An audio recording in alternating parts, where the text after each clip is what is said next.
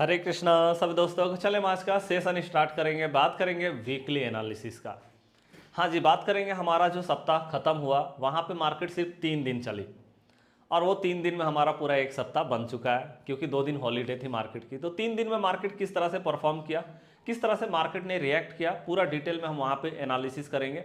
अब देखिए, weekly analysis हमें क्यों देखना चाहिए या क्यों हमें वीकली एनालिसिस करना चाहिए, क्योंकि भाई डेली एनालिसिस तो हम कर ही रहे हैं, तो वीकली एनालिसिस का क्या जरूरत है और मंथली एनालिसिस का क्या जरूरत है और क्वार्टरली एनालिसिस हम क्यों करें, या फिर मान लो हमारा जो है हाफ मंथली जो होता है हमारा, तो हम उसको क्यों एनालिसिस करें हाफ ईयरली, या फिर हम ईयरली बेसिस पे क्यों एनालिसिस करें। देखिए सिंपली अगर हम बात करें एनालिसिस का, डेली एनालिसिस जो है वो सिर्फ इंट्राडे के लिए होता है, जहां पे हम सिर्फ इंट्राडे में बात करते हैं कि भाई 15 मिनट के टाइम फ्रेम में या 5 मिनट के टाइम फ्रेम में हम कैसे मार्केट में काम कर सकते हैं, कौन सा लेवल इंपॉर्टेंट होगा। लेकिन जब हम लॉन्ग टाइम फ्रेम पे जाते हैं ना, देखिए हम ये सिंपल ही है कि भाई निफ्टी 50 हो या सेंसेक्स, बैंक निफ्टी, फिर निफ्टी, लॉन्ग टाइम फ्रेम पे काम करना आसान नहीं है, क्योंकि हम जानते हैं कि टाइम डीके बहुत इंपॉर्टेंट हो जाता है यहाँ पे। अगर हम लॉन्ग टाइम फ्रेम पे भाई ले करके कोई पोजीशन बैठे हुए ना, जरा सा भी मार्केट अगर थोड़ा प्रीमियम डीके भी करा दे, मतलब थोड़ा साइडवेज भी मार्केट पकड़ ले, एक रेंज बाउंड भी हो जाए, तो मार्केट में हमारा जो प्रीमियम है ना वो कम हो जाएगा।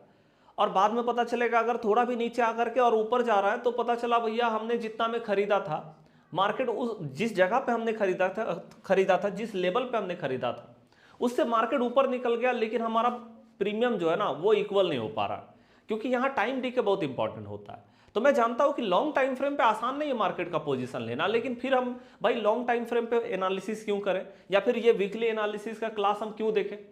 चलिए हम इस पे पहले एक बार बात कर लेते हैं। देखिए लॉन्ग टाइम फ्रेम का जो हाई लो होता है वो शॉर्ट टाइम फ्रेम के लिए सप्लाई जोन और डिमांड जोन का काम करता है सिंपली, या फिर हम जिसको सपोर्ट और रेसिस्टेंस भी अपने नॉर्मली बोल सकते हैं। तो भैया सप्लाई जोन और डिमांड जोन का जो है हमारा काम करता है लॉन्ग टाइम फ्रेम। और लॉन्ग टाइम फ्रेम जब हम देखते हैं ना, जैसे हम 15 मिनट का टाइम फ्रेम देख रहे हैं तो हमें एकदम से वो शॉर्ट टाइम फ्रेम पे दिखाई दे रहा है कि मार्केट क्या कर सकता है ना। लेकिन जब हम लॉन्ग टाइम फ्रेम पे देखते हैं तो हमें एकदम से ये क्लियर होता है कि सपोर्ट कहां पे, रेसिस्टेंस कहां पे। और भाई लॉन्ग टाइम फ्रेम पे अगर आप देखेंगे ना तो आपको मार्केट का साइकोलॉजी भी पकड़ में आएगा। अभी मैं आपको बताऊंगा क्या साइकोलॉजी है, अभी आप पूरा वीडियो को जरूर देखिएगा, बहुत इंपॉर्टेंट होगा आज का साइकोलॉजी। और देख करके उसके बाद बताइएगा वीडियो कैसा लगा। अगर अच्छा नहीं लगेगा ना डिसलाइक करके चले जाइएगा, इतना बेहतरीन इंफॉर्मेशन आज मैं आपको देने वाला हूं, ठीक है। तो चले आज आपको यह भी पता चल जाएगा लॉन्ग टाइम फ्रेम पे हम क्यों एनालिसिस करें मार्केट को। और उसके बाद अगर आप कमेंट बॉक्स में बोलेंगे ना तो कल संडे का दिन है, कल मैं मंथली एनालिसिस का वीडियो लेकर के आऊँगा, और वहाँ पे भी हम आपको बताएंगे क्या साइकोलॉजी है मंथली एक्सपायरी का, है ना। जितना ज़्यादा आप लॉन्ग टाइम फ्रेम पे एनालिसिस करेंगे, शॉर्ट टाइम फ्रेम आपके लिए उतना ही आसान हो जाएगा, मैं आपको बता रहा हूँ ये चीज़, है ना। चले भैया, तो अब हम यहाँ पे अगर बात करें सबसे पहला, तो देखिए अगर हम ये 1 वीक का टाइम फ्रेम को देखें तो 1 वीक का टाइम फ्रेम में थोड़ा साइकोलॉजी को पहले हम समझ लेते हैं। 1 वीक का टाइम फ्रेम में अगर हम देखें ना, जब से ये युद्ध का कहानी आया है ना, आप जानते हैं कि ईरान, इजराइल और यूएस के बीच में जो कन्फ्लिक्ट चल रही है, जब से ये कन्फ्लिक्ट हो रही है ना, तब से भैया यहाँ पे सिर्फ रेड कैंडल ही देखने को मिला अभी तक ग्रीन कैंडल का हमें दर्शन नहीं हुआ, है ना। लेकिन भैया ये हमारा पिछला सप्ताह में ये चीज हुआ कि भैया एक ग्रीन कैंडल में मार्केट ने कम से कम क्लोज किया है ना, ग्रीन कैंडल में क्लोज हुआ। ये हमारे लिए अच्छी बात हुई कि चलो ग्रीन कैंडल में क्लोज तो हुआ। आखिर ग्रीन कैंडल में क्लोज क्यों हुआ, क्या कारण था ग्रीन कैंडल में क्लोज होने का। तो भैया हम अपना इंडियन रुपी की बात कर रहे हैं, इंडियन रुपी का वैल्यू बढ़ गया, और इसमें जो है ना आरबीआई का बहुत बड़ा हाथ रहा। आरबीआई ने भैया इंडियन रुपी को थोड़ा सा मजबूत कराया है। मैंने आपको 2-3 दिन पहले का वीडियो में बताया भी थे कि आरबीआई ने थोड़ा रिस्ट्रिक्शन लगाया है। किस पे रिस्ट्रिक्शन लगाया भाई, तो हम देखेंगे पब्लिक सेक्टर बैंक में, पब्लिक बैंक, प्राइवेट बैंक, दोनों में भैया इन्होंने रिस्ट्रिक्शन लगाया है। ओके, क्या बोला है कि पब्लिक सेक्टर बैंक हो या प्राइवेट सेक्टर बैंक हो, भाई आप अपना जो इन्वेस्टमेंट है ना, जो आपने यूएस डॉलर पे इन्वेस्टमेंट कर रखा, मतलब जो भी बैंक होती है ना वो यूएस डॉलर खरीद के रखती है अपने पास, है ना। तो भैया आपने जो अपना यूएस डॉलर खरीद के रखा है ना, उसको भैया आप $100 मिलियन तक कर दो, $100 मिलियन तक कर लो। मतलब भाई देखो, अब बैंक है, $100 मिलियन इसके लिए बहुत बड़ी चीज़ नहीं है, ये उससे ज़्यादा इन्वेस्टमेंट करके रखता है। और अभी तो हम देख रहे हैं कि जैसे जैसे मार्केट में भैया युद्ध का माहौल बढ़ेगा, वैसे वैसे डॉलर का वैल्यू बढ़ रहा है, आप देख रहे हैं लगातार। वो मैंने आपको दिखाया भी कि डॉलर का वैल्यू कितना ज़बरदस्त तरीके से बढ़ रहा है ना। अब देखो, एक बार मैं आपको डॉलर इंडेक्स यहाँ पे दिखाई देता हूँ। ओके, तो डॉलर इंडेक्स को आप देखिए, जब से भैया ये कन्फ्लिक्ट हुआ है तब से आप देखो क्या ज़बरदस्त तरीके से मार्केट ने मोमेंटम दिखाया। ये सप्ताह का टाइम फ्रेम है, 1 वीक का टाइम फ्रेम, आप देखो किस तरह से बढ़ा हुआ है। तो जब ये चीज़ें बढ़ रही है ना, जब ये सारी चीज़ें जो है बढ़ रही है, तो यहाँ पे क्या हो रहा है, आरबीआई यहाँ पे कहीं ना कहीं कंट्रोल करना चाहता है। क्या कंट्रोल करना चाहता है? गैम्बलिंग को भी कंट्रोल करना चाहता है। क्योंकि भाई जो भी बैंकिंग सेक्टर है, फाइनेंस सेक्टर है, वो क्या कर सकते हैं, थोड़ा गैम्बलिंग वाइज भी ज़्यादा से ज़्यादा डॉलर खरीद के रख सकते हैं। अब ज़्यादा से ज़्यादा आप डॉलर खरीदिएगा तो डॉलर तो और महंगा होता चला जाएगा ना, और डॉलर जितना ज़्यादा महंगा होगा ना, हमारा इंडियन रुपी उतना ज़्यादा कम होगा उसका वैल्यू। और ये अगर इंडियन रुपी कम होगा, निगेटिव इफेक्ट पड़ेगा। कहाँ पे निगेटिव इफेक्ट पड़ेगा? हमारे बैंकिंग सेक्टर में। और बैंकिंग सेक्टर का निगेटिव इंपैक्ट पड़ना मतलब आप जानते हैं कि भैया बैंकिंग सेक्टर सबसे बड़ा सेक्टर है, पूरा मार्केट को यही तो चला रहे हैं। आप जानते हैं, जैसे निफ्टी 50 की बात करो या सेंसेक्स की बात करो, bank Nifty, Fin Nifty, Bankex, जिसकी भी बात कर लो, आप कोई भी इंडेक्स को उठा कर देख लो, वहां पे सबसे बड़ा किसी का रोल है तो वो बैंकिंग सेक्टर, फाइनेंस सेक्टर का रोल है। सबसे बड़ी बैंक HDFC बैंक, या सबसे बड़ी बैंक क्यों बोल रहे हैं हम, सबसे बड़ी कंपनी बोल देते हैं। सबसे बड़ी कंपनी कौन है? HDFC बैंक, चाहे वो Nifty, Sensex, bank Nifty, Fin Nifty, किसी की बात करें। दूसरा नंबर ICICI बैंक, तीसरा number State Bank of India. ये सब तक भाई दबदबा है पूरा मार्केट में। ये जिस साइड में जाएंगे मार्केट पूरा उसी साइड में जाएगा। ये मार्केट को एकदम से रैली ऊपर भी करा सकते हैं, यही मार्केट को नीचे भी रैली करा सकते हैं। तो अब देखो, इंडियन रुपी का वैल्यू घटना मतलब ये पूरी तरह से निगेटिव इंपैक्ट डालेगा, पूरा इंडियन इकोनॉमी में भी तो डालेगा ही, लेकिन सबसे ज्यादा बैंकिंग सेक्टर में। और वो अगर गिरेंगे, पूरा मार्केट गिरेगा। तो भैया आरबीआई ने कहीं ना कहीं रिस्ट्रिक्शन लगाया था कि पब्लिक सेक्टर हो या प्राइवेट सेक्टर बैंक हो, सबको अपना $100 मिलियन से ज्यादा आप डॉलर इंडेक्स पे इन्वेस्टमेंट नहीं रखेंगे। अगर रखा है तो निकाल लीजिए, 10 अप्रैल तक का टाइम दिया था, 10 अप्रैल तक का टाइम दिया गया है, मोहलत दिया गया है ना।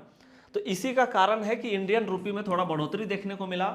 और इसके कारण हमने देखा कि भैया लास्ट टाइम में जो हमारा मोमेंटम हुआ मार्केट में, ये एक अच्छा मोमेंटम था। ये आप देख रहे हैं, एक बेहतरीन मोमेंटम हमको मार्केट में देखने को मिला। हाँ, गैप डाउन तो हुई, लेकिन उसके बाद मोमेंटम मार्केट में एकदम से देखने को मिला।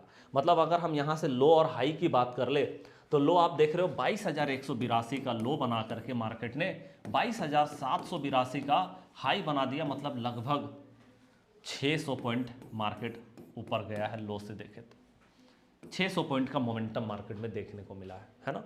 तो एक खास मोमेंटम, बेहतर मोमेंटम देखने को मिला मार्केट में।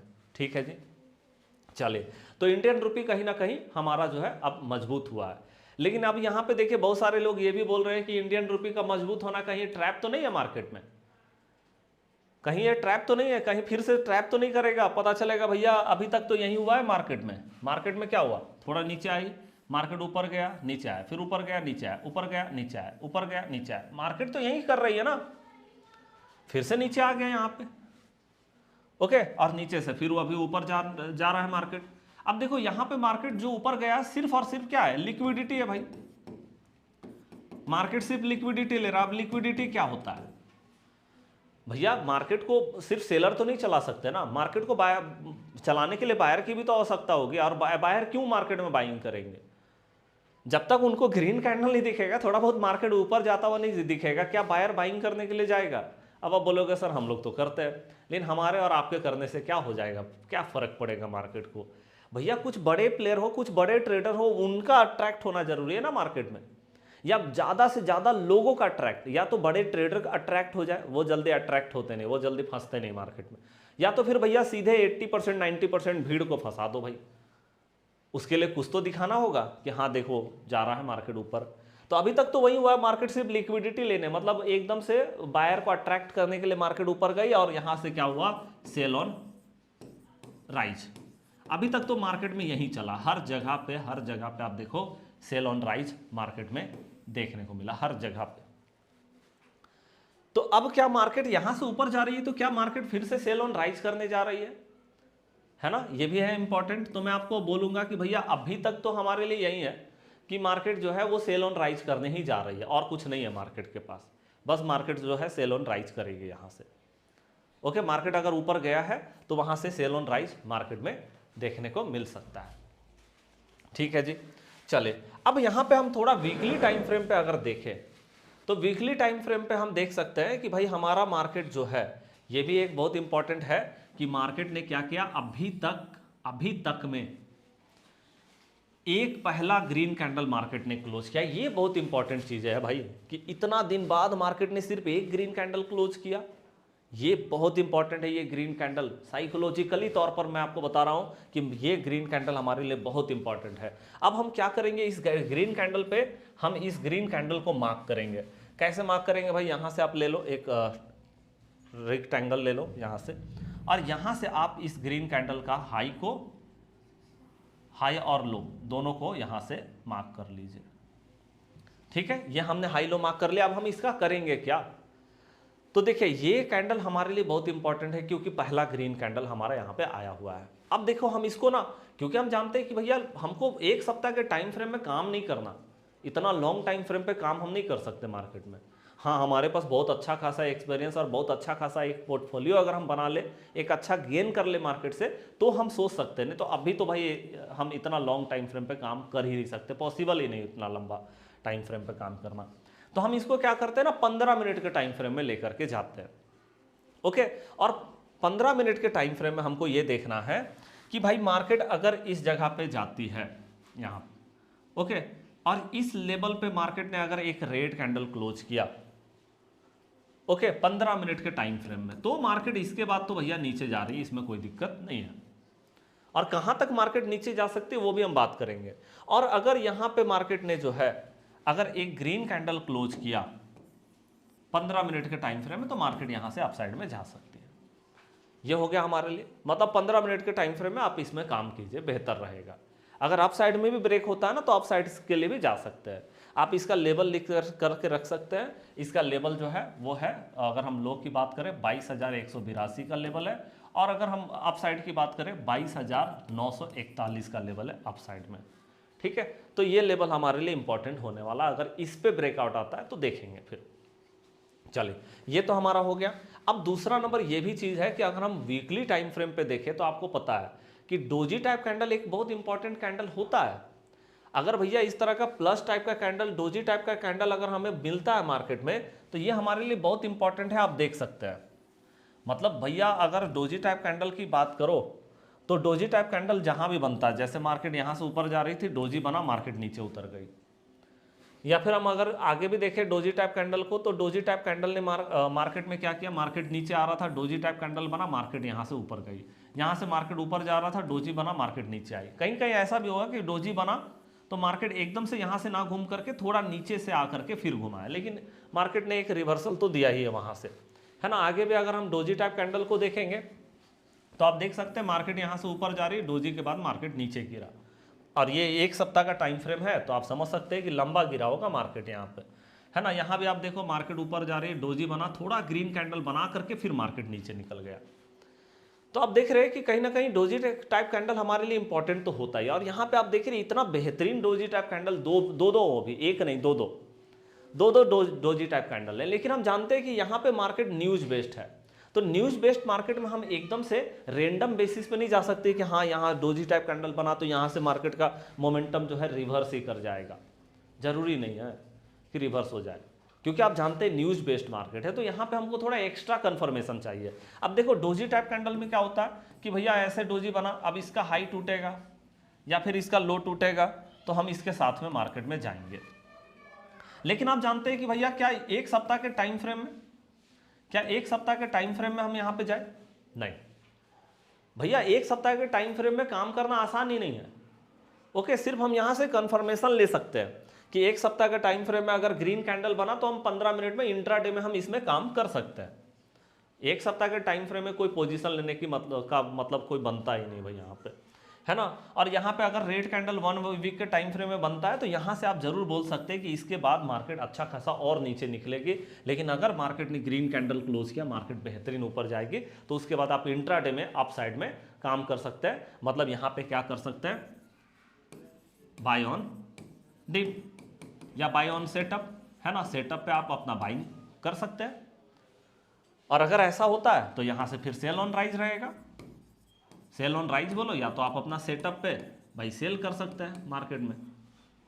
ये अब दूसरा नंबर है कि क्या यहां पे हम एक दिन का टाइम फ्रेम में देख सकते हैं कि एक दिन का टाइम फ्रेम बना तो हम उसके बाद मार्केट में नीचे चले जाए, या फिर एक दिन का टाइम फ्रेम में यहाँ एक ग्रीन कैंडल बना तो हम इसके साथ में अप साइड में चले जाए। नहीं, लॉन्ग टाइम फ्रेम पे एक दिन का टाइम फ्रेम में मार्केट में जाना सही नहीं होता है। बस वहाँ से आप एक कन्फर्मेशन लेते हैं। जैसे एक दिन का टाइम फ्रेम में बना तो आपने कन्फर्मेशन लिया कि हाँ यहाँ से मार्केट ऊपर जा सकती है, तो अब हम इंट्राडे में यहाँ से काम कर सकते हैं। या 1 वीक का टाइम फ्रेम में बना तो ये 1 वीक या 1 डे का टाइम फ्रेम में सिर्फ हम कन्फर्मेशन लेते हैं। काम तो हमको 15 मिनट के टाइम फ्रेम में करना। ओके, तो यहाँ पे देखो हमारा जो ये डोजी टाइप देख रहे हैं, 2 डोजी टाइप कैंडल बन गया। एक हमारा बना पहला तो हमने उसको देखा, फिर उसके बाद दूसरा बन गया। तो आपको पता है कि जो लेटेस्ट हमारा डोजी टाइप कैंडल बना उसको हम फॉलो करते हैं। तो यहाँ पे अगर हम देखें डोजी टाइप कैंडल को, तो एक बार हम डोजी टाइप कैंडल जो हमारा लेटेस्ट बना हुआ है उसको भी हम यहाँ से मार्क करेंगे। अब देखो इसका हाई और इसका लो, ठीक है जी। ये हमने डोजी टाइप कैंडल का हाई लो मार्क कर दिया। ओके, आइए अब हम यहाँ पे बात करते हैं। अब देखो अब हमारे लिए एकदम से चीजें साफ साफ हो गई यहाँ पे कि भैया अगर इस लेवल पे मार्केट ने एक ग्रीन कैंडल क्लोज किया 15 मिनट के टाइम फ्रेम में, 15 मिनट में, तो यहां से जो हमको टारगेट मिलेगा इस लेवल तक टारगेट हमको मिल जाएगा। यहां पे हम टारगेट देख सकते हैं मार्केट का। और अगर मार्केट ने नीचे के साइड में यहां पे रेड कैंडल एक क्लोज कर दिया 15 मिनट के टाइम फ्रेम में, तो यहां से हमको ये टारगेट मिल जाएगा। मतलब नीचे के साइड में भी एक बेहतरीन टारगेट हमको मिल जाएगा। ठीक है, तो हम 15 मिनट के टाइम फ्रेम में ऐसे करके टारगेट अपना लगाते हैं। और इसके ऊपर मार्केट अगर निकला तो यहां से फिर आप देख रहे हैं इधर मेरा रेसिस्टेंस है, मतलब आप ऊपर में भी देख सकते हैं। मतलब ऊपर में हमारा टारगेट बड़ा दिखाई दे रहा है कि अगर ऊपर के साइड में ब्रेकआउट हुई तो बड़ा टारगेट मिलेगा, नीचे के साइड में ब्रेकआउट हुआ तो छोटा टारगेट मिल सकता है। क्योंकि देखिए सिंपली अगर हम बात करें नीचे में छोटा टारगेट इसलिए नजर आ रहा है ना, क्योंकि आप जानते हैं कि मार्केट ने अभी तक जो मोमेंटम दिखाया है वो क्या दिखाया है, सेल ऑन राइज। मतलब थोड़ा मार्केट ऊपर जाने के बाद ही मार्केट गिरा है, ऐसा नहीं कि एकदम से मार्केट गिर जाए। तो मार्केट यहां से एकदम से नीचे यहां से गिरता है तो बहुत ज्यादा नहीं गिर पाएगा, नीचे में मार्केट को सपोर्ट मिलेगा, लिक्विडिटी कम मिलेगा मार्केट को। सिंपल अगर हम बात करें, मार्केट को लिक्विडिटी चाहिए। लेकिन अगर मार्केट यहां से थोड़ा ऊपर जा करके और उसके बाद गिरता है तो मार्केट को लिक्विडिटी अच्छा मिलेगा। तो इसीलिए मैं बता रहा हूं कि ऊपर के साइड में बड़ा टारगेट दिखाई दे रहा है, ऊपर से जब गिरेगा ना तो अच्छा टारगेट मिलेगा मार्केट को। लेकिन अगर एकदम से यहीं से गिरेगा तो मार्केट को छोटा टारगेट मिलेगा, है ना। ये चीज है, मतलब एक बार मार्केट ऊपर चला जाए और उसके बाद हमको यहां से गिरे मार्केट तो बेहतर होगा। मतलब एक चीज है यहां पे, अगर आप कैलकुलेशन देखोगे, मैं आपको थोड़ा कैलकुलेशन बता देता हूं, इसको आप ध्यान से देख लीजिएगा। ओके, तो यहां पे अगर हम देखें, एक बार मार्केट नीचे आया, फिर एक बार मार्केट यहां से अपसाइड में गई, तो क्या हुआ मार्केट में, मार्केट ने यहां पे लो बनाया 24,300 और मार्केट ने जो हाई बनाया वो बनाया 24,854, 24,300, 24,854। मतलब यहां पे अगर हम पूरा मिला करके बात करें कि मार्केट ने जो रिट्रेसमेंट किया 550 पॉइंट का रिट्रेसमेंट किया। उसके बाद दूसरी बार जब मार्केट यहां पे लो बनाई तो मार्केट ने बनाया 23,697, मतलब 700 बोल सकते हैं, 23,700, और हाई बनाया 23,300। मतलब यहां पे भी अगर हम देखें तो 600 पॉइंट मार्केट रिट्रेसमेंट लिया और मार्केट उसके बाद गिरी। उसके बाद अगर हम थर्ड टाइम देखें यहां पे, तो तीसरी बार मार्केट ने क्या किया, हाँ जी, तीसरी बार अगर हम देखें 22,955 और मार्केट ने जो हाई बनाया वो बनाया 24,862। मतलब भाई लगभग हम बोले तो 900 पॉइंट मार्केट यहां पे अपसाइड में एक बार रिट्रेसमेंट करती, फिर मार्केट यहां पे गिरता है। फिर यहां से अगर हम लो की बात करें, जब मार्केट यहां पे लो बनाया तो मार्केट ने यहां पे क्या किया, यहां पे 24,471 का लो बनाया और मार्केट ने जो हाई बनाया वो बनाया 24,465। मतलब लगभग 1,000 पॉइंट, यहां पे हम बोल सकते हैं 1,000 पॉइंट का मार्केट ने रिट्रेसमेंट दिखाया है। अब आप देखो 550 पॉइंट का, फिर 600, फिर 900, फिर 1000, मतलब लगातार ये नंबर बढ़ रही है। ओके, तो अब मार्केट जब यहां से, अब मार्केट ने, है ना, जब यहां पे मार्केट ने लो बना दिया है, ओके, तो अब यहां से मार्केट कितना ऊपर जा सकती है ये हमारे लिए, मतलब एक बार तो मार्केट ने यहां भी लो बनाया, यहां पे अगर हम लो देखें तो 22,283, और यहां पे मार्केट ने हाई जो बनाया 22,941, है ना, मतलब यहाँ पे लो बनाया 283 और यहाँ पे 941, मतलब वही 200 और 700, लगभग 650 पॉइंट यहाँ पे हम बोल सकते हैं, मतलब यहाँ पे 650 पॉइंट का रिट्रेसमेंट मार्केट में देखने को मिला, है ना। तो अब यहाँ पे मार्केट में क्या दिखाई दे रहा है, क्योंकि हम देख रहे हैं 1000 पॉइंट तक का मार्केट ने रिट्रेसमेंट दिखाया था, है ना, अब यहाँ पे फिर 600 पॉइंट का रिट्रेसमेंट बना करके फिर मार्केट यहाँ पे अब आती है। अब यहाँ पे क्या हो सकता है मार्केट में, तो देखिए हम ऑन एन एवरेज अगर हम बात करें ना मार्केट में, मतलब हम पूरा अगर एवरेज की बात करें तो मार्केट में एक मोटा मोटी अगर हम बात करें ना तो 700 पॉइंट का तो रिट्रेसमेंट मार्केट में हो ही रहा है, 700-800 पॉइंट का नॉर्मली मार्केट में जो है रिट्रेसमेंट देखने को मिल रहा है। ओके, चले तो यहाँ पे मार्केट में क्या रिट्रेसमेंट आ सकता है, अगर हम यहाँ से बात करें, मार्केट ने जो लो बनाया है वो आप देख रहे हैं 22,182 और यहाँ पे 782 का हाई लगा दिया, मतलब लगभग यहाँ पे हम देखें तो 600 पॉइंट का मार्केट ने यहाँ से लो और हाई के बीच में 600 पॉइंट का रिट्रेसमेंट लगा दिया है। मतलब यहाँ से अगर हम देखें तो बहुत ज़्यादा और कुछ हो सकता है, तो 200 से 300 पॉइंट का रिट्रेसमेंट और देखने को मिल सकता है। अगर हम यहां से 200 से 300 पॉइंट का रिट्रेसमेंट देखें तो 23,000 तक का लेवल दिखाई देता है मार्केट में, मतलब एक मोटा मोटी हम बोल सकते हैं कि 23,000 का लेवल से जब मार्केट क्रॉस करने लगे तो ये समझ जाना जरूरी है कि वहां से मार्केट में रिट्रेसमेंट, मतलब वहां से सेल ऑन राइज मार्केट में आ सकती है, मतलब थोड़ा मार्केट को यहां से ऊपर जाना चाहिए, उसके बाद रिट्रेसमेंट मार्केट में आनी चाहिए। तो एक तो हो गया कि हमारा ऊपर के साइड में बेहतरीन दिखाई दे रहा मार्केट, कि थोड़ा ऊपर मार्केट को जाना चाहिए, उसके बाद मार्केट को नीचे आना चाहिए। लेकिन मान लो ऐसा भी हो सकता है कि मार्केट सीधे गैप डाउन होकर के नीचे आ जाए। अब गैप डाउन होकर के या सीधे मार्केट नीचे यहाँ से आ जाता है तो क्या होगा, तो देखिए मार्केट अगर सीधे यहाँ नीचे आती है तो मार्केट को थोड़ा सा यहाँ पे आप देखोगे मार्केट स्लो डाउन कर सकती है। अब स्लो डाउन होने का चांसेस क्यों है, क्योंकि आप जानते हैं मार्केट को लिक्विडिटी नहीं मिलेगा। यहां से अगर सीधे मार्केट नीचे आती है मार्केट को लिक्विडिटी नहीं मिलेगा, मार्केट को चाहिए लिक्विडिटी, तो मार्केट अगर सीधे नीचे आता है लिक्विडिटी नहीं मिलेगा, मार्केट थोड़ा स्लो डाउन करेगी, फिर तो आप देखोगे पूरा सप्ताह में आपको स्लो डाउन नजर आएगा मार्केट, है ना। लेकिन अगर मार्केट थोड़ा ऊपर जा करके उसके बाद नीचे आती है तो वहां से आपको जो है लिक्विडिटी बेहतर देखने को मिलेगा। तो मार्केट को लिक्विडिटी चाहिए, मतलब कम से कम मार्केट को 23,000 का लेवल को क्रॉस करना चाहिए यहाँ से। यह हम एक देख रहे हैं साइकोलॉजिकली तौर पर, बाद बाकी मैंने आपको बता ही दिया है कि कौन कौन सा लेवल इंपॉर्टेंट है, उस लेवल के हिसाब से तो हमको जाना ही पड़ेगा। बाद बाकी थोड़ा न्यूज़ पे भी नज़र रखना ही अपने को मार्केट में, है ना, क्योंकि न्यूज़ को मार्केट एकदम से रिएक्ट कर रही है अभी लगातार।